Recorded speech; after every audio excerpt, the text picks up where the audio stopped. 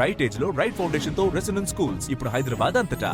దుబ్బాక మున్సిపాలిటీలోని ధర్మాజిపేట వార్డులో పలు అభివృద్ధి పనులకు శంకుస్థాపన చేసిన జిల్లా ఇన్ఛార్జ్ మంత్రి వివేక్ వెంకటస్వామి, ఎంపీ రఘునందన్ రావు, ఎమ్మెల్యే కొత్త ప్రభాకర్ రెడ్డి, దుబ్బాక నియోజకవర్గ ఇన్ఛార్జ్ చెరుకు శ్రీనివాసరెడ్డి.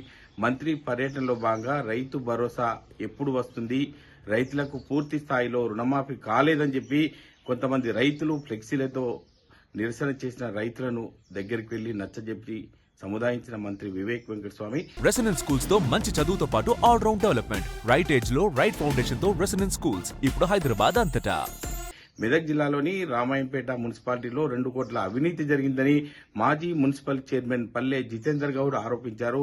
గత మా హయాంలో జరగని అవినీతి, ఒకే ఒక్క సంవత్సరంలో అన్ని విభాగాలలో మున్సిపల్ కమిషనర్ అవినీతికి పాల్పడ్డారని, ఉన్నతాధికారులు స్పందించి వారం రోజుల్లో చర్యలు తీసుకోవాలని, లేకుంటే ఖచ్చితంగా బీఆర్ఎస్ పార్టీ ఆధ్వర్యంలో ఆందోళన కార్యక్రమాలు చేస్తామని చెప్పి హెచ్చరించారు. సంగారెడ్డి జిల్లాలోని వైకుంఠపురం వద్ద రోడ్డు ప్రమాదం.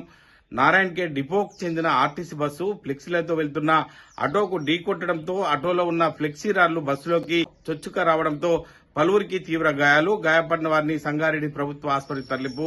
సంఘటనా స్థలాన్ని పరిశీలించిన సంగారెడ్డి ఎస్పీ పంకజ్ పరితోజ్ కేసు నమోదు చేసుకుని దర్యాప్తు చేస్తున్న పోలీసులుగా చెప్పుకోవచ్చు. మా అబ్బాయి 6th వచ్చాడు, స్కూల్ మార్చాలండి. కంగారు పడకండి. రెసిడెన్స్ స్కూల్స్ తో మంచి చదువుతో పాటు all round development. Right age లో రైట్ ఫౌండేషన్ తో రెసిడెన్స్ స్కూల్స్ ఇప్పుడు హైదరాబాద్ అంతటా.